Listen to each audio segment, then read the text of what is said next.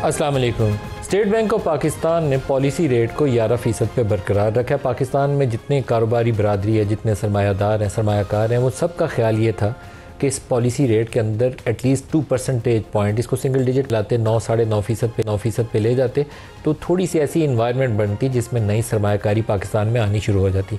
सूरत हाल ये है कि पिछले 3 साल से मुसलसल जो लार्ज स्केल मैन्युफैक्चरिंग सेक्टर है पाकिस्तान का, वो या तो नेगेटिव ग्रोथ ट्रेंड शो कर रहा है या लास्ट ईयर में बहुत ही मार्जिनल, कोई लेस देन 1 परसेंटेज पॉइंट उसके अंदर ग्रोथ थी। तो इतना बड़ा मुल्क जिसमें 25 करोड़ की आबादी है, ढेर सारी आबादी का हिस्सा वो है जो 25-30 साल की उम्र के नौजवान हैं, उन्हें नई जॉब चाहिए, नया रोज़गार चाहिए। तो 3% से कम की ग्रोथ हो, ऑन एवरेज देखें तो 2% से कम की ग्रोथ है पिछले 3-4 सालों के अंदर। उससे अनएम्प्लॉयमेंट भी आपकी ऊपर चली गई है, सरमायाकारी आपकी नीचे आ गई है, तो बेरोज़गारी भी बढ़ गई है और गुर्बत भी बढ़ गई है। इसमें ग्रोथ रिवाइवल के लिए सबसे पहली शर्त यही है कि आप पॉलिसी रेट नीचे लाएं ताकि कुछ ना कुछ इन्वेस्टमेंट के लिए साजगार माहौल बनना शुरू करें। पाकिस्तान में इन्फ्लेशन जो है पिछले साल 1.5 साल तो बहुत ऊपर था। अभी हेडलाइन इन्फ्लेशन में गो के पिछले 1-2 महीनों में तेज़ी नज़र आई है, ख़ास तौर पर फूड प्राइसेस ऊपर जाने की वजह से। सैलाबों की वजह से पंजाब में जो अजनास मुतासर हुई, उससे हेडलाइन इन्फ्लेशन कुछ 5-5.5% की शरह पे आ गया सितंबर के महीने में। लेकिन जो कोर इन्फ्लेशन निकाला जाता है, जिसमें नॉन फूड नॉन एनर्जी को निकाल के तो एक एवरेज आउट किया जाता है कि वो क्या ट्रेंड बनता है, वो 7.25% के करीब काफ़ी स्टेबल चल रहा है जो कोर इन्फ्लेशन है। तो 7% या 7.25% आपका कोर इन्फ्लेशन हो तो उसके ऊपर 11% की पॉलिसी रेट रखना काफ़ी ज़्यादा है। इसको 9% पे लाने की गुंजाइश मौजूद थी, लेकिन state bank of Pakistan international monetary fund से भी डरा और सहमा हुआ है और एक कुछ रियलिटी चेक भी है। रियलिटी चेक ये है कि पाकिस्तान से बरामदात में इजाफा नहीं हो रहा, मैन्युफैक्चरिंग ग्रोथ नहीं हो रही।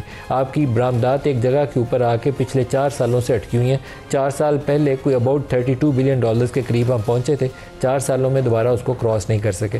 तो ये एक लम्हा फ़िक्री है जिसमें जैसे ही आप थोड़ा सा ग्रोथ रिवाइवल की कोशिश करते हैं या मैन्युफैक्चरिंग को थोड़ा सा बूस्ट देने की कोशिश करते हैं, आपकी इंपोर्ट्स ऊपर चली जाती हैं, एक्सपोर्ट्स आपकी नहीं बढ़ती और आप बैलेंस ऑफ पेमेंट्स क्राइसिस का शिकार हो जाते हैं। तो ये एक बड़े टफ रोड, वो जो होती है ना टाइट रोप वॉकिंग, वो वाला सिनेरियो है कि वो एक तने हुए रस्ते के ऊपर चल रही है हुकूमत, और कितना अर्सा ऐसे चलेगी और उस दौरान में बेरोज़गारी का और गुर्बत का क्या बनेगा, इसका जवाब देना मुश्किल है। हमारा बेस्ट आंसर जो हुकूमत का लोगों को तसल्ली देने के लिए कि हमने मुल्क को डिफ़ॉल्ट से निकाल लिया। ये पिछले 30-35 सालों से हम इस कहानी से बाहर नहीं निकले कि पाकिस्तान तो खसारा होने वाला था। हमने पाकिस्तान को उस डिफ़ॉल्ट से, उस खसारे से, उस चीज़ से पाकिस्तान को बचा के बाहर ले आए। बाहर निकल के आगे चलते ही नहीं है। मसला ये है कि एक कदम आगे चलते हैं फिर 4 कदम पीछे चल पड़ते हैं। तो इस प्रोग्राम में इस इशू को भी डिस्कस करेंगे और जो टर्की में पाकिस्तान और अफ़गानिस्तान के माबैन बातचीत का अमल है उसके ऊपर भी बात करेंगे। उसके अंदर जो सबसे बड़ा फैक्टर ये है कि वेरीफाइबल स्टेप्स होने चाहिए कि अफ़गान सरज़मीन से पाकिस्तान के अंदर जो दहशत गर्दी आती है उसको रोकने के लिए अफ़गान हुकूमत क्या कर रही है। जब तक वो ना हो, इस बातचीत का नतीजा खेज़ होना नामुमकिन है। और वो वेरीफाइबल स्टेप्स के लिए कतर, टर्की, पाकिस्तान, इन तीनों की तसल्ली के मुताबिक वो इकदाम है जिसको आप आइडेंटिफाई कर सकें कि ये वो इकदाम थे जो अफ़गान हुकूमत ने लिए कि TTP के वो जो जत्थे आते हैं और पाकिस्तानी इलाकों पर हमलावर होते हैं उसको रोकने के लिए हमने ये इकदाम किए। उस टॉपिक पर भी बात करेंगे। प्रोग्राम के आगाज़ में स्टूडियोज़ में हमारे पास मेहमान शख्सियात में बैरिस्टर उमैर नियाज़ी साहब पाकिस्तान तहरीक इंसाफ के रहनुमा हैं और बिलाल अज़हर कियानी साहब ख़जाने के वज़ीर हैं। आप दोनों को खुशामदीद कहते हैं। बिलाल साहब, आप इसको एड्रेस करेंगे कि 11% से नीचे हम क्यों नहीं लाए पॉलिसी रेट? जी, बिस्मिल्लाहिर्रहमानिर्रहीम। नदीम साहब, बहुत शुक्रिया जी अपने शो में दावत देने का। ये तो सवाल का प्रेमिस आप भी जानते हैं, मैं भी जानता हूँ, गलत है, चूँकि ये फ़ैसला ही हुकूमत का नहीं होता। तो मेरे ख्याल से बात वाज़े करना बड़ा ज़रूरी है कि पॉलिसी रेट तो बहुत वाज़े तौर पे स्टेट बैंक का एक आज़ादाना मैंडेट और स्टेट बैंक के अंदर भी मॉनेटरी पॉलिसी कमेटी का है। हम तो जी ख़ुद ये बात करते आए हैं कि हमारी अपनी ख्वाहिश है कि पॉलिसी रेट में एक कमी आए। हमारी हुकूमत के दौर में महंगाई की शरह 23% से 4.5% होने के नतीजे में पॉलिसी रेट 22% से 11% तक कमी आ चुकी है। मगर मैं भी ज़ाती तौर पे समझता रहा हूँ कि इसमें मज़ीद कमी की गुंजाइश है। अगर सिंगल डिजिट में हम ला सकते हैं, पॉजिटिव रियल इंटरेस्ट रेट अगर आप रखें भी मौजूदा इन्फ्लेशन और एक्सपेक्टेड इन्फ्लेशन को मद्देनज़र रखते हुए, मगर ये एक इंडिपेंडेंट फैसला है जो मॉनेटरी पॉलिसी कमेटी करती है। कितना इंडिपेंडेंट है स्टेट बैंक ऑफ पाकिस्तान? मेरा नहीं ख्याल है कि वो उतनी ऑटोनॉमी जितनी आप स्टेट बैंक को कहते हैं हमने दे दी है, उतनी ऑटोनॉमी उसके पास है। वो IMF की डिक्टेट्स बहुत सामने रखता है। आपकी फिस्कल एंड मॉनेटरी कमेटी का किसी ज़माने में बड़ा रोल हुआ करता था, फाइनेंस मिनिस्ट्री की बात भी सुनी जाती थी कि हमारी ये फिस्कल प्लान है, ये हमारी ग्रोथ प्रोजेक्शंस हैं। लेकिन अब कुछ और सिनारियो है, अब वो IMF के प्रोग्राम के प्रोजेक्शंस को पहले सामने रखते हैं। जी देखिए, इसका तो ये देखिए जवाब स्टेट बैंक ही दे सकेगा। देखिए बिल्कुल स्टेट बैंक की एक अपनी इंडिपेंडेंस है, वरना तो आप देख चुके हैं कि हुकूमत की तरफ से बहुत लोग अपनी ज़ाती राय दे सकते हैं, क्योंकि हुकूमत उसको इन्फ्लुएंस नहीं कर सकती पॉलिसी रेट की पॉलिसी को। मगर स्टेट बैंक ने अब आज ये खुद एक फ़ैसला किया जिसका हुकूमत के को इल्म नहीं था, और आपके साथ ही हमें पता चला। मॉनेटरी पॉलिसी कमेटी ने अपनी एक वर्किंग की, तो यकीनन हम चाहते हैं कि पॉलिसी रेट में कमी आए ताकि मज़ीद कॉस्ट ऑफ डूइंग बिज़नेस में, कॉस्ट ऑफ कैपिटल में, कॉस्ट ऑफ बोरिंग में कमी आए। और मेरे ख्याल से रेट जितना ही ये अहम है कि हम एक्सेस टू जो हमारे स्मॉल एंड मीडियम बिजनेसेस हैं उनको उसको बढ़ाया जाए, क्योंकि एक तरफ तो शरह सूद होती है जो कि तयन करती है कि कॉस्ट ऑफ बोरिंग क्या होती है, जिससे कारोबार मशीनरी ख़रीदते हैं, कारोबार चलाते हैं। मगर साथ ही साथ हम देखते हैं कि अक्सर के उस तरह की एक्सेस टू फाइनेंस छोटे और मीडियम साइज़ कारोबारों को नहीं मिलती जो कि दरकार है। तो ये दोनों चैलेंजेस हैं जी। और मैं तो समझता आया हूँ कि पॉजिटिव अगर आप रियल इंटरेस्ट रेट रखें भी तो गुंजाइश है कि आप इसको थोड़ा सा कम करें। मगर आज मॉनेटरी पॉलिसी कमेटी ने अपना मायूस हुए हैं रेट को देख मैं ये समझता हूँ जी, मैं हमेशा इस मामले पे बड़े मोहतात तरीके से हम बात करते हैं, चूँकि जिस मनसब पर हम हैं तो ये ज़रूरी होता है कि इसमें हम ज़्यादा जो इंस्टीट्यूशनल फ्रेमवर्क्स हैं उसको मद्देनज़र रखें। मैं उम्मीद कर रहा था कि शायद इस दफ़ा शायद कोई कमी आए, मगर बहरहाल स्टेट बैंक अपना काम करती है, पॉलिसी इन्फ्लेशन एक्सपेक्टेशंस को भी आगे देखती है और अपना एक फ़ैसला करती है। तो हम उम्मीद करते हैं कि अगले राउंड में ही सही कहीं गुंजाइश बनेगी, और पॉलिसी अगर इन्फ्लेशन की एक्सपेक्टेशंस में अगर पॉजिटिव रियल इंटरेस्ट रेट को मद्देनज़र रखते हुए भी कि इन्फ्लेशन अगर हमारी सिंगल डिजिट की एक्सपेक्टेशन है जो भी हमारी है इस माली साल में, तो मेरे नज़दीक ग्राउंड्स हैं कि उसमें थोड़ी सी मज़ीद कमी हो सकती है। 7.25% पे पॉलिसी रेट है उमैर साहब, अभी जो आपका कोर इन्फ्लेशन है 7.25% पे, तो उसके ऊपर उन्होंने 11% रखा हुआ है। बिल्कुल अनफेयर है, क्योंकि इसको 9% पे आ जाना चाहिए था। और अभी रिसेंटली जो स्पाइक आई है, इन्फ्लेशन ऊपर गई है, वो फूड प्राइसेस की वजह से गई है, फ्लड्स की वजह से। We all know that very well. तो उसमें स्टेट बैंक जो है वो IMF की डिक्टेट्स की इतना नीचे दबा हुआ है इस वक्त कि उसकी इकॉनमी शानमी को नहीं है। पहले वो फाइनेंस वालों की सुनता था, वो IMF वालों की सुनता है, बस इतना ही फ़र्क पड़ा। बिल्कुल, मास्टर्स चेंज हो गए हैं। अब मास्टर्स चेंज होने में देखें इंटरेस्ट किसका है, हमने देखना है अवाम का इंटरेस्ट। अवाम का इंटरेस्ट उसमें कैरी करेगा जब पैसा पाकिस्तान में सर्कुलेट करेगा। अब हुआ ये है कि देखिए जिस सतह पे इंटरेस्ट रेट था वहाँ से कम हुआ, बैंकों से पैसा निकल गया, बैंकों में पैसा नहीं है, क्योंकि लोगों के लिए इतना इंटरेस्ट रेट फ़ायदेमंद नहीं है कि वो पैसा रखे। वो पैसा गया कहाँ, एक तो ये सवाल। दूसरा ये है कि इस इंटरेस्ट रेट पे अगर 11% स्टेट बैंक रख रहा है, जो कंज्यूमर को, एंड कंज्यूमर को मिल रहा है, अगर लार्ज स्केल वाला है तो वो 13-14 पे लेगा, उससे बड़े वाला 16-17 पे लेगा, माइक्रो वाला 22-23% पे लेगा। तो क्या इतने हाई इंटरेस्ट रेट पे कोई कारोबार हो सकता है? तो वो भी नहीं हो सकता, नहीं हो रहा। तो इस वक्त सर्कल बुरी तरह से बढ़ गई है। इसी तरह से देखें लार्ज स्केल मैन्युफैक्चरिंग कॉन्ट्रैक्ट ही क्यों की है कि इस वक्त किसके पास इंसेंटिव है कि वो नया प्लांट लगा सके या मशीनरी को रिप्लेस कर सके या अपना कोई सिस्टम अपडेट कर सके, क्योंकि उसको वे आउट ही नहीं नज़र आ रहा। तो इसके लिए इन्हें खुद सोचना पड़ेगा, खुद बैठना पड़ेगा कि लोगों को अगर ब्रीदिंग स्पेस नहीं देंगे। देखें पाकिस्तान का मसला क्या है कि गवर्नमेंट जॉब क्रिएट नहीं कर रही, गवर्नमेंट उस फेस पे खड़ी है। IMF ने इतना जकड़ दिया है कि जहाँ ज़रूरत भी है वहाँ भी ये जॉब्स नहीं देने दे रहे। तो जब ये वाली सूरत हाल हो तो आपका फॉल बैक क्या है, जिसका ये बिलाल भाई बात करें, small and medium enterprise. Pakistan का कोर इस वक्त स्मॉल एंड मीडियम एंटरप्राइज है जो मिलियंस में है, और उन मिलियंस ऑफ जो बेसिकली आपके एम्प्लॉयर्स हैं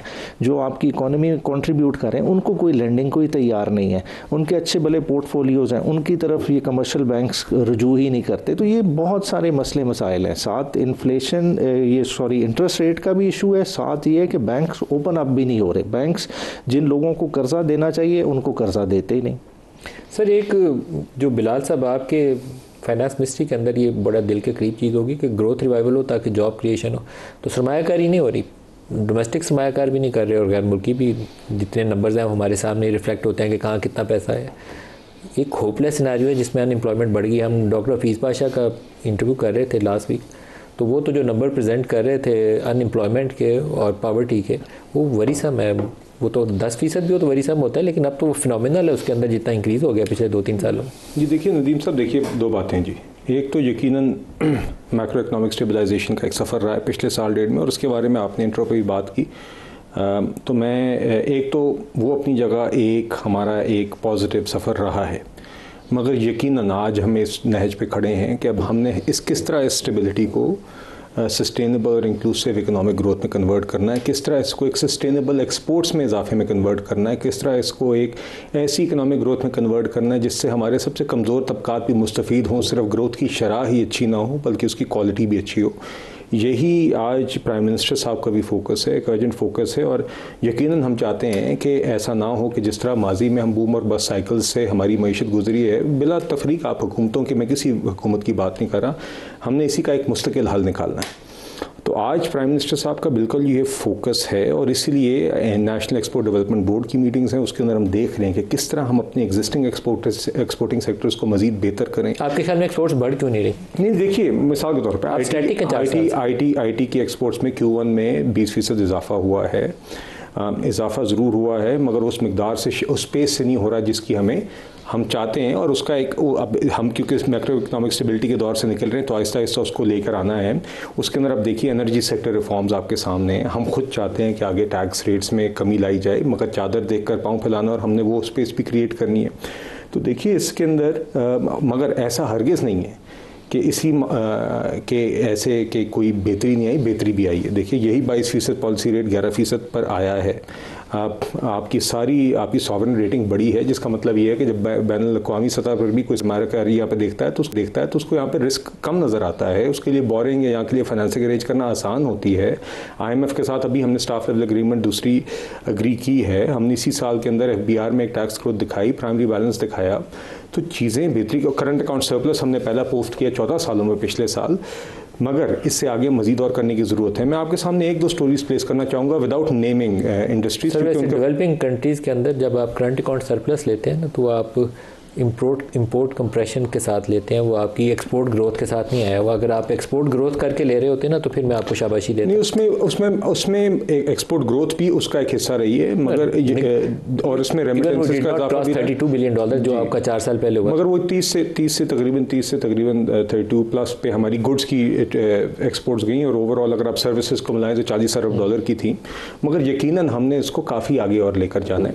इसी माहौल में और इसी पाकिस्तान में नदीम साहब, देखिए मैं जानता हूँ ऐसे कारोबार जिनकी तरफ अब बैनुल-अक़वामी कुछ कंपनीज़ के ऑर्डर्स डाइवर्ट हो रहे हैं। हमारे टेक्सटाइल और अपैरल सेक्टर्स के अंदर ही, हमारे इसी रीजन के अंदर, मैं क्योंकि उन्होंने एक प्राइवेटली शेयर की थी कुछ कारोबारों ने, हम कनेक्टेड रहते हैं बिजनेसेस के साथ भी, उनकी फीडबैक लेते हैं, और मैं इस हवाले से कुछ आपको प्राइम मिनिस्टर साहब ने जो एक इनिशिएटिव लिया है रिसेंटली, मैं उसके बारे में बताना चाहूँगा। दूसरा, रिसेंटली मैं आपको एक मिसाल देता हूँ, मशरक़ बैंक ने अपना डिजिटल बैंक पाकिस्तान में लॉन्च किया, और उनके चेयरमैन जब आए हुए थे तो उन्होंने खुद मुझे बताया कि उनको कॉन्सेप्ट से लेकर ऑपरेशंस तक सिर्फ 12 माह लगे। कुछ और ममालिक में इनको कभी कभी 5-5 साल भी लग जाते थे। तो उन्होंने यहाँ पर इन्वेस्ट किया, नए ऑपरेशंस लॉन्च किए, और साथ ही साथ उन्होंने अपना कॉर्पोरेट मिडिल ऑफिस भी पाकिस्तान मूव किया है, जो कि इनके सारे दुनिया के ग्लोबल ऑपरेशंस का जो बैक एंड पे मिडिल ऑफिस है, जो रिस्क कंप्लायंस और टेक्नोलॉजी के फंक्शंस हैं, वो उनको सर्व करते हैं। यहाँ पे 450 नौकरियाँ बनी उसके नतीजे में, जिसमें से 45% ख़वातीन थी, और 19 शहरों में मौजूद ख़वातीन थी, चूँकि उन्होंने वर्किंग फ्राम होम का एक इन्वायरमेंट बनाया हुआ है। तो इस तरह की स्टोरीज़ भी हैं, मगर यकीनन गुंजाइश है कि हम अपनी एनर्जी कॉस्ट को भी बेहतर करें, हम अपने टैक्स रेट्स को भी बेहतर करें, हम अपनी बिजनेस एनवायरनमेंट को भी बेहतर करें। और इसीलिए प्राइम मिनिस्टर साहब ने पिछले हफ्ते 3 घंटों पर मुहित उन्होंने बैठकर बिज़नेस कम्युनिटी से, बिज़नेस पर्सन से, CEO से बैठ के एक मीटिंग की, जिसमें तकरीबन पूरे 3 घंटे उन्होंने सिर्फ उनकी बात सुनी, और उनकी बात सुनने के बाद उन्होंने ये तकरीबन 10 वर्किंग ग्रुप्स तश्कील दिए, जिसकी चेयरपर्सनशिप भी बिज़नेस कम्युनिटी के ही अफराद को दी गई है, ताकि वो उस सारी राय को, उस सारी फीडबैक को पॉलिसी सजेशंस में हम कन्वर्ट कर सकें, और उनकी राय के साथ आगे इन इज्तिमाई चैलेंजेस का हल आगे ढूंढ सकें। अच्छा, खालिद चिश्ती साहब भी हमारे पास शामिल हो रहे हैं प्रोग्राम में। खालिद साहब, आपको प्रोग्राम में खुश आमदीद कहता हूँ। अभी जो इस्तांबुल के अंदर बातचीत का अमल है, वो आज 3रा रोज़ उसका कंप्लीट हो गया, लेकिन अभी तक हमें वो वेरीफाइबल स्टेप्स या उसके ऊपर प्रपोज्ड मैयर्स ऐसे नज़र नहीं आए जिससे अफ़गान सरज़मीन से पाकिस्तानी इलाकों के अंदर जो दहशतगर्दी आ रही है उसका ख़ात्मा कैसे यकीनी बनाया जा सके। तो आप समझते हैं कि कुछ ऐसे मैयर्स सामने आ जाएंगे जिसमें कतर, टर्की, पाकिस्तान इन चीज़ों की तसल्ली बख्श तरीके से वो कह सकें कि हाँ, अब TTP के ख़िलाफ़ ये इक़दाम किए हैं, पाकिस्तानी बॉर्डर एरिया जो है उसके ऊपर अफ़गान साइड से अब दहशतगर्दी नहीं आएगी। आप क्या सुजेस्ट करते हैं? बहुत शुक्रिया मालिक साहब, आपने इन्वाइट किया। देखिए, इस वक्त जो एक तरफ कन्वर्जेंस ऑफ इंटरेस्ट है और एक तरफ क्लैश ऑफ इंटरेस्ट है। कन्वर्जेंस ऑफ इंटरेस्ट जाहिर है पाकिस्तान किस तरफ कन्वर्ज है कि इस सेक्टर में अमन को खासतौर पर हमारे वेस्टर्न बॉर्डर पे एस्केलेशन बिल्कुल नहीं चाहते और हम पहले भी किया कि हमारी चॉइस नहीं है।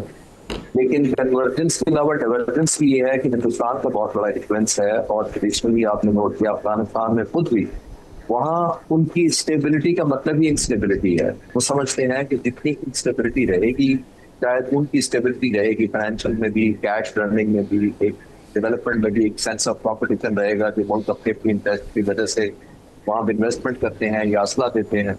तो ये एक बहुत बड़ा चैलेंज होता है। अब पहले देखिए जिस दिन हमने स्ट्राइक्स की थी अफगानिस्तान के अंदर, वो बुनियादी तौर पर हमने एक कीमत बतानी थी कि एक तो प्राइस पता होनी चाहिए, क्योंकि शायद टारगेट ले दिया गया था कि हमारा शायद या तो हमारी सलाहियत नहीं है इनको रोकने की, अगर सलाहियत है तो फिर शायद हौसला नहीं है।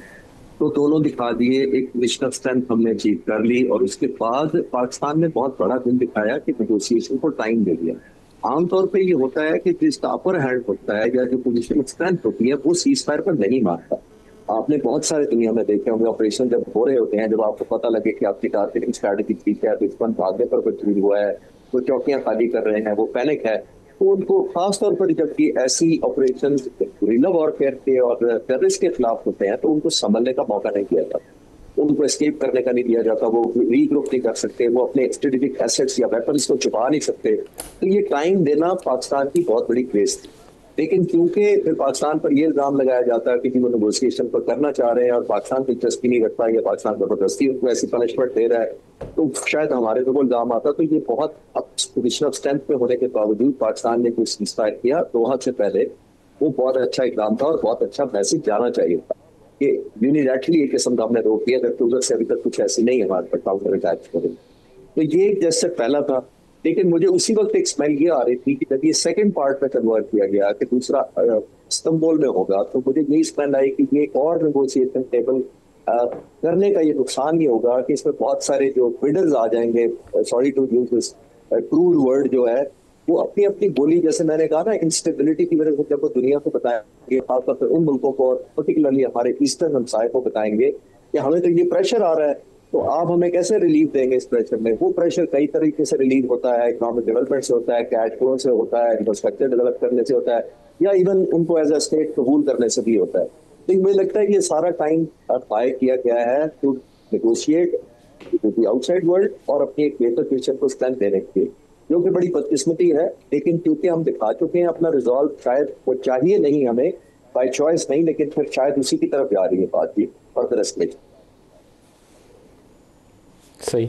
उमैर साहब, आप क्या देखते हैं इसमें, कोई है आपके लिए कोई हौसला अफजा चीज़ें अभी तक? या मुझे तो लगता है कि अभी उनके पास कुछ ऐसा है नहीं है कंक्रीट मेजर्स देने के लिए जिससे ये यकीन दहानी हो जाए कि हाँ अब अफगान सॉइल से स्पिल ओवर नहीं होगा टेररिज्म का। देखिए, मैं मतलब किसी भी देखें दोस्त ममालिक में से आपकी लिए कोशिश हो उसको सराहना चाहिए। मैं ये नहीं कहूँगा कि वो कम है या जो है ना सफिशेंट नहीं है। दोस्त ममालिक तो हेल्प कर रहे हैं, टर्की भी कर रहे हैं, कतर भी कर रहे हैं, मगर है कि जो जिसको करना चाहिए, देखें असल गारंटर इस मामले में कौन है? अमेरिका है। जब तालिबान का इनखलाब हुआ तो इन्होंने कतर बैठ के बात की, अपना मुआहिदा साइन किया। मुआहिदा तो ऑलरेडी मौजूद है। मुआहिदा क्या कहता है कि अफ़गानिस्तान की सॉइल टेररिज्म के ख़िलाफ़ नहीं इस्तेमाल होगी। तो आज हमारे पास क्रेडिबल प्रूफ भी है, हम वो दे सकते हैं। तो अमेरिका क्यों नहीं इस चीज़ में इंटरवीन करता और उस क्लॉज को इंश्योर कराता? क्यों वहाँ से लोग आके पाकिस्तान में दहशतगर्दी कॉज करें? वहाँ से पकड़ने की बात है। क्योंकि देखें ना, अगर हम डायरेक्ट कॉन्फ्लिक्ट में जाते हैं अफ़गानिस्तान के साथ, चाहे हमारा अपर हैंड है, हमने दिखा भी दिया, डेमोस्ट्रेट भी कर दिया, मिलिट्री माइट भी है, सारे मामला, मगर ये एक ऐसी लड़ाई है जो हमें सूट नहीं करती, जो हमारे मनसब के भी मुताबिक नहीं है। देखिए, हमें क्या चाहिए? हमें वेस्टर्न बॉर्डर पे अमन चाहिए और उस चीज़ को इंश्योर करें, अपने डिप्लोमेटिकली सऊदी अरेबिया को इन्वॉल्व करें, अमेरिका को इन्वॉल्व करें और रिज़ल्ट लें। देखें, आज हमारा क्या मसला है? देखें, ना हम किसी बड़ी अलायंस का हिस्सा हैं, ना हम G20 में फॉल करते हैं, ना हम ब्रिक्स में हैं। हमारे पास वाहिद जो इकोनॉमिक हल इस वक्त मौजूद है वो CPEC और BRI की सूरत में, और अफ़गानिस्तान में पीस होना उस चीज़ की गारंटी है। सर कैनी सर, आप क्या तजवीज़ करेंगे इस मामले में? अभी तक तो अफ़गानिस्तान से मुझे लगता है कि इनएबिलिटी दिखाई जा रही है कि वो कुछ करने के काबिल नहीं है।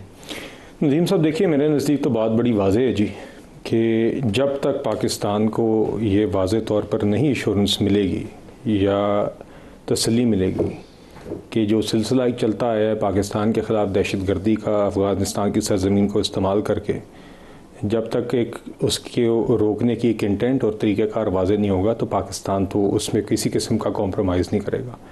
इस जंग में हम बहुत सारी शहादतें अपने शहरियों की, अपने बहनों भाइयों और बेटों की, बेटियों की देख चुके हैं, जवानों की देख चुके हैं, लॉ इन्फोर्समेंट एजेंसीज़ की देख चुके हैं।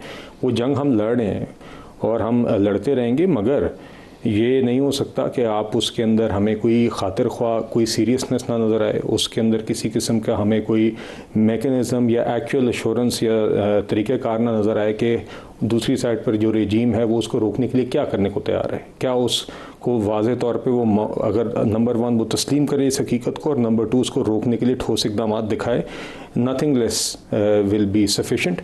और ये हमारे अपनी सिक्योरिटी और हमारे शहरियों के तहफ़्फ़ुज़ का एक तकाज़ा है जी, इसके ऊपर हम कॉम्प्रोमाइज़ ना कर सकते हैं, ना करेंगे। इस हवाले से हम उम्मीद करते हैं कि हमारे जो दोस्त ममालिक किरदार अदा कर रहे हैं, अगर टेंजिबल सीरियस मेजर्स कोई नज़र आते हैं, कोई मेकनिज़म और वेरीफाइबल तरीक़ाकार जिसकी पहले बात हुई थी नज़र आता है, तो फिर बात आगे देखी जा सकती है। मगर मेरे ख़्याल से हम किसी भी हवाले से अब जिस हद तक हमने पहले लचक दिखाई है, ये सिक्योरिटी के मामलात पर और अपने शहरियों के तहफ़्फ़ुज़ पर मज़ीद किसी भी किस्म की लचक नहीं दिखाई जा सकती। एक ब्रेक ले लेंगे, हमारे साथ रहिएगा।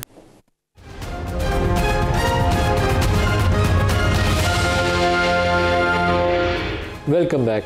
एयर कमोडोर साहब, हमने मुख्तलिफ बातें तो कर ली हैं, लेकिन ऐसे कौन से मुमकिन इकदाम हो सकते हैं जिससे पाकिस्तान को यकीन दहानी अफ़गानिस्तान करवा सके? लाइक TTP के वो जत्थे जो पाकिस्तानी बॉर्डर एरियाज़ के करीब हैं, कुछ एक्सपर्ट्स थे हमारे पास, उन्होंने तजवीज़ दी कि उसको पाकिस्तानी बॉर्डर एरिया से दूर ले जाके अफ़गानिस्तान को कहीं बसाना चाहिए, अगर उनके ख़िलाफ़ वैसे बराह रास्त एक्शन नहीं ले सकता, ताकि उनका स्पिल ओवर पाकिस्तानी इलाकों में रोका जा सके। तो ऐसे कौन से मुमकिन वेरीफाइबल स्टेप्स हो सकते हैं जो अफ़गानिस्तान ले सकता है? देखिए मलिक साहब, ये जो आप रीडिप्लॉयमेंट की कह रहे हैं ना, वो एक लॉजिकल इसलिए कम लगती है बात कि रीडिप्लॉयमेंट का मतलब ये तो नहीं है कि कोई वायर्स ऐसी हो जाएंगी जिसको वो क्रॉस नहीं कर पाएंगे।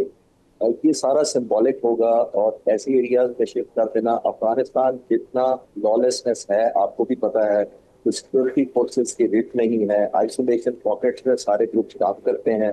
तो कोई ऐसा पैसेज लेके यहाँ डिप्लॉय दोबारा होना पाकिस्तान के सरहद के करीब तो बहुत बड़ा चैलेंज किसी के भी नहीं होता, नॉर्मल मुल्कों को भी नहीं है। ऐसे मुल्क पे जहाँ पे अफगानिस्तान में जहाँ पे रेट ही नहीं है तालिबान की पूरे मुल्क में, बहुत सारे जैसे मैंने कहा सूबे हैं, बहुत सारे रीजन हैं जहाँ पता होने के बराबर है। तो ये कैसे इंश्योर करेंगे कि हमने सबको उठा लिया है? कोई इंसानों का एक बहुत बड़ा ग्रुप है जो आर्म्ड है, इसकी टेंशन है, जिनकी सप्लाई लाइन्स हैं, जिनके रूट्स हैं, जिनके पास वेपन्स हैं, तो इनको रीडिप्लॉय करना कहना बहुत आसान लगता है, लेकिन मेरा नहीं ख्याल कि मीनिंगफुल।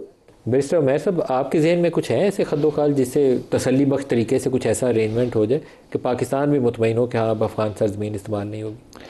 देखिए, हमारी जितना इंटरेक्शन अफ़गानिस्तान से रहा है, मैं समझता हूँ कि हमारी फ़ौज, हमारे सिक्योरिटी के इदारे बहुत बेहतर समझते हैं और इतना रीएलोकेशन से भी नहीं फ़र्क पड़ता। अगर उन्हें ये मुतमईन करा देंगे तो चीज़ें हो जाएंगी। पता होता है मेन ग्रुप्स कौन कौन ऑपरेट कर रहे हैं, कौन बंदों को चला रहा है, कौन फैसिलिटेटर है, ये आइडेंटिफाइड होता है। पहले अफगान तालिबान को इस पर कमिटमेंट देनी पड़ेगी कि हाँ हम रोकेंगे। इंटेंट हुई तो हमारे वालों को भी समझ आ जाएगी कि ये हो जाएगी। हमें ये ख्वाजा आसिफ साहब के बयानात से नहीं पता चलेगा, क्योंकि वो और दुनिया में ऑपरेट कर रहे हैं, हमारे इदारे और दुनिया में ऑपरेट कर रहे हैं। तो जो कर रहे हैं उनको अपना काम करने दें और इंशाअल्लाह ताला मैं समझता हूँ कि देखें उनका थोड़ा सा पॉलिटिकल सिनेरियो भी हमें समझना चाहिए। देखिए, जो इस वक्त तालिबान की हुकूमत है वो इंटरनली भी अंडर स्ट्रेस है और उस वजह से भी शायद वो फैसले कर रहे हैं। अगर हम पास्ट में किसी तरह का फैसिलिटेशन करते रहें तो हमारे एंड से कम ये होनी चाहिए कि हमारा एंड से उनकी हुकूमत को ख़तरा नहीं होगा। तो वाइस वर्सा आप फेवर एक्सट्रैक्ट कर सकते हैं। जॉइंट सिक्योरिटी मैकेनिज्म भी डेवलप किया जा सकता है ना, आप इंश्योर करें कि बॉर्डर जो है वो कम्प्लीटली कंट्रोल्ड है, रेगुलेटेड है, अनरेगुलेटेड क्रॉस बॉर्डर मूवमेंट नहीं हो रही, तो आप जॉइंट सिक्योरिटी मैकेनिज्म पे भी अंडरस्टैंडिंग कर सकते हैं। वो भी हो सकता है। देखिए, दोनों कंट्रीज़ डिपेंडेंट हैं हैं ट्रेड पे।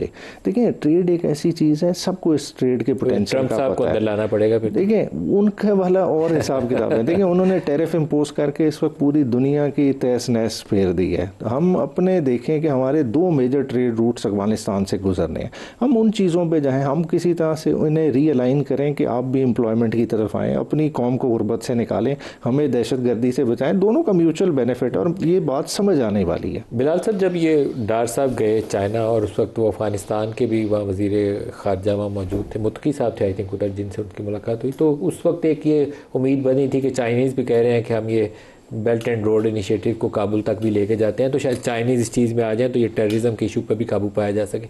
उसके बाद वो मसला आगे चला नहीं, बेहतरी की बजाय हमारी जंग होगी, क्योंकि वो दहशतगर्दी में तेज़ रफ्तारी से इजाफा हुआ है। उसके बाद Indians are using Afghan soil. जी देखिए नदीम साहब, तो ये किस चीज़ की का सबूत है? इस बात का सबूत है कि पाकिस्तान, चाहे वो ईस्टर्न बॉर्डर हो या वेस्टर्न बॉर्डर हो, पाकिस्तान जंग चाहता तो नहीं है, मगर जब हम पर जंग मुसल्लत होगी या दहशतगर्दी हम पर मुसल्लत होगी तो हमें फिर वो जंग लड़नी भी आती है और हमें वो जंग जीतनी भी आती है। मगर ये बिल्कुल इस अफ़गान रजीम के साथ एक कोशिश हुई कि इकोनॉमिक कोऑपरेशन से, आपने चाइना का जिक्र किया, इसी तरह काबुल के अंदर ये रेलवे रूट के हवाले से एक MOU साइन हुआ जो कि उज़्बेकिस्तान तक जाना है। UAPRC Uzbekistan Afghanistan Pakistan railway corridor का जिक्र हुआ। और ये सब बातें इसलिए हुई कि हम अगर इस सिमत पे चल सकते हैं तो हम बिल्कुल चाहते हैं। देखिए मेरे ख्याल से इससे ज़्यादा सबूत पाकिस्तान की अप्रोच का अपने अफ़गानी बहन भाइयों की तरफ क्या हो सकता है कि जिस तरह हमने लाखों करोड़ों अफ़गानिस्तानी बहन भाइयों को, जिस तरह हमने दरवाज़े इस मुल्क में पिछली दीगर दहाइयों से खोले रखे हैं, हमने जिस तरह उनको यहाँ पे मौके फराम किए, रोज़गार के भी, तालीम के भी, इस तरह की इसकी मिसाल दुनिया में नहीं है। मगर देखिए एट द सेम टाइम हम वो चीज़ें सारी आजमाने को तो तैयार हैं, मगर अगर उसके नतीजे में जिस तरह आपने कहा, अगर उसके बाद अगर कोई ये समझता है कि वो बात भी अपनी जगह जारी रहेगी और दहशतगर्दी भी तेज़ होगी और उसमें कोई कमी भी नहीं आएगी और उसको आप एक्नॉलेज ही नहीं करेंगे एज अ प्रॉब्लम, और बजाय इसके आप उसको इंकरेज करेंगे या अपनी सरजमीन को इस्तेमाल होने देंगे हमारे जवानों और हमारे शहरियों की शहादतों के लिए, तो ये तो किसी सूरत नाकाबिल कबूल है। और इसके लिए कोई भी रियासत हो हमारे समेत, उसको जिस हद तक जाना पड़ेगा तहफ़्फ़ुज़ के लिए अपने शहरियों के लिए वो जाएगी, और यही हमारी हुकूमत आज कर रही है।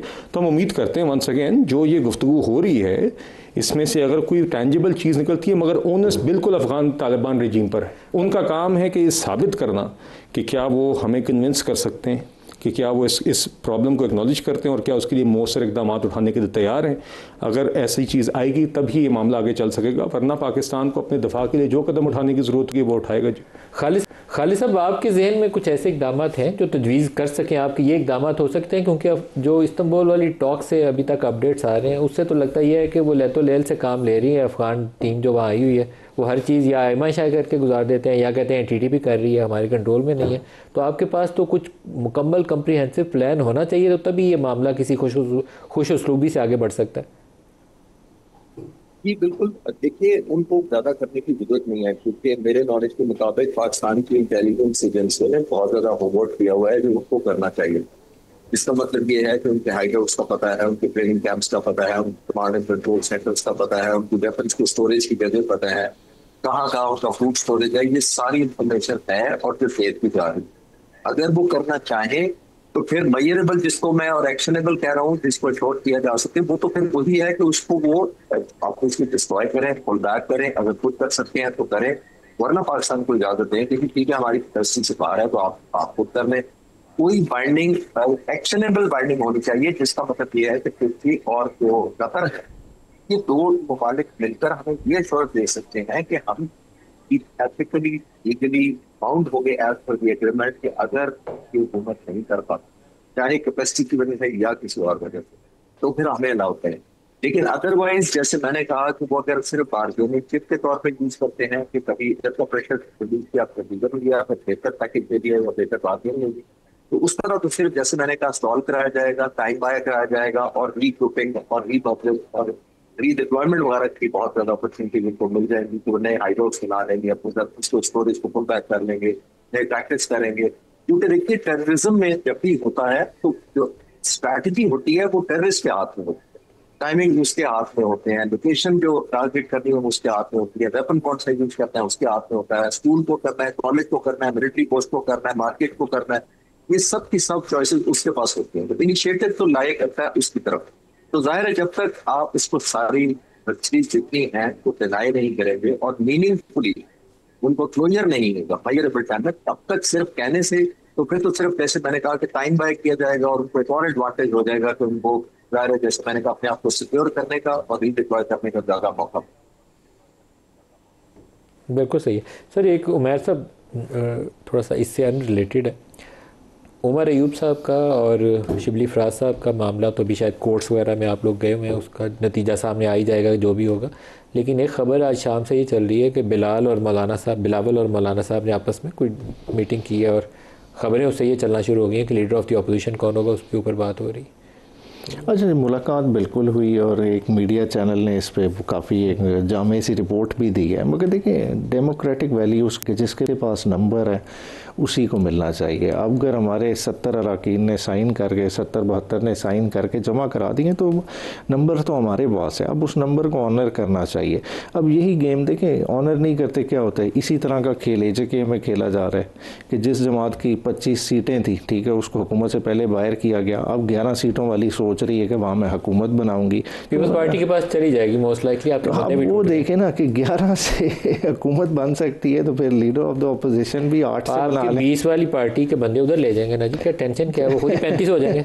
नहीं तो फिर बात है कि जमहूरियत किधर खड़ी है। बात है इससे बेहतर है कि इलेक्शन करा लें एजेके में, अगले साल होने हैं ना तो अभी करा लें। बात है कि माहौल तो उसी तरह का ही रहेगा ना जो आज है, साल बाद भी वही रहेगा। अगर किसी की सोच में तब्दीली ना आ गई तो पीपल्स पार्टी इज़ वेल पोजिशन्ड, आपको वो एजेके के अंदर रिप्लेस कर देंगे। और दूसरा ख़तरा भी ये सेंटर वाला है कि जहाँ हो सकता है वो मौलाना को साथ मिला के उनको सामने करे और लीडर ऑफ द अपोजिशन उनको बना दे। मगर देखें, बात यह है कि इस वक्त समझने की बात है कि पॉलिटिक्स में जब तक इंक्लूड नहीं करेंगे ना, देखें हमारा जितना नुकसान होना था हो गया। अब बेसिकली इकोनॉमिक स्टेबिलिटी जो आप मईशत के पहले सेगमेंट में बात की, देखें उसको अगर चलाना है, जो आपका इस वक्त इनखला हो रहा है FDI का, जो प्रॉक्टर एंड गैम्बल बड़ी बड़ी कंपनियां शेल निकल गई, ढेर सारी निकल गई। क्यों निकल गए? कि बात है कि जब आपके अपने पाकिस्तानी सिक्योर ना फील करें तो वो इधर किस तरह से सिक्योर फील करेंगे अपनी इन्वेस्टमेंट के साथ। तो आप जब मैंडेट वालों को इतना इनसिक्योर कर देंगे तो आपके कल को इलेक्शंस की क्या वक़्त रह जाएगी। सर कुछ बिलाल साहब ऑप्शंस हैं कोई लीडर ऑफ द अपोजिशन पे JUI के साथ मिला के कुछ करने? पहले तो नदीम साहब बात ये कि जो आपने बात की ना ये मल्टीनेशनल्स पे, उसको ज़रा कंटेक्चुअलाइज करते हैं। मैंने आपसे पहले कहा कि हम चाहते हैं कि मज़ीद बेहतरी लाएं कॉस्ट ऑफ डूइंग बिज़नेस में, यहाँ पर जो रेड टेप होती है या रेगुलेटरी इन्वायरमेंट में, इन्वेस्टमेंट क्लाइमेट में। मगर कुछ जो जिन एंटिटीज़ का आपने जिक्र किया उन कुछ एंटिटीज़ का पाकिस्तान के माहौल से एग्ज़िट का कोई लेना देना नहीं था। ये मैं नाम नहीं लेना चाहता चूँकि अगेन प्राइवेट गुफ्तगू थी। कुछ कंपनीज़ के ग्लोबल स्ट्रेटेजिक फ़ैसले भी होते हैं जिसमें वो पूरी इमर्जिंग मार्केट से एट एनी गिवन टाइम वो एग्ज़िट का फ़ैसला भी करती हैं। हैविंग सेड दैट, हमें बेहतरी लाने की ज़रूरत है। मैंने कुछ और कंपनीज़ का जिक्र किया जो इसी दौरान पाकिस्तान में आई हुई हैं। BYD भी है, वाफ़ी भी है, मैंने मशरक डिजिटल का आपके सामने जिक्र किया। ये वो कंट्रीज़ हैं, ये वो कंपनीज़ हैं, बैरून फ़ॉरेन कंपनीज़ हैं जिन्हें इस मुल्क में सरमायाकारी करने का काम करने का फ़ैसला भी किया। जो आपने सवाल किए नदीम साहब, देखिए मेरे इल्म में तो नहीं है जी मौलाना साहब और बिलावल साहब के दरमियान क्या बात हुई है। और जहाँ तक बात है उमैर भाई ने जो बात की इंक्लूजन की, मेरे ख्याल से कोई कसर नहीं छोड़ी गई अहम गुफ्तगुओं में PTI को शामिल करने की, और PTI ने कोई कसर नहीं छोड़ी उन सारी गुफ्तगुओं से भागने की। चाहे वो जाफर एक्सप्रेस हमले के बाद इनसिक्योरिटी ब्रीफिंग थी कौमी असम्बली के फ्लोर पर, चाहे वो मुज़ाकरात की इजमेज थी जो अयाज सादिक साहब जिसको चेयर कर रहे थे, चाहे वो फ़िलिस्तीन के बाद ऑल पार्टीज़ कॉन्फ्रेंस थी, चाहे वो पहलगाम वाक़या के बाद मीडिया ब्रीफिंग थी। तो और अभी भी जब प्राइम मिनिस्टर साहब ने अभी पिछले हफ्ते चीफ मिनिस्टर KP को दावत दी थी, एक अहम इजलास था जिसमें दीगर उमूर पर बशमूल सिक्योरिटी बातचीत थी, वो नहीं आए।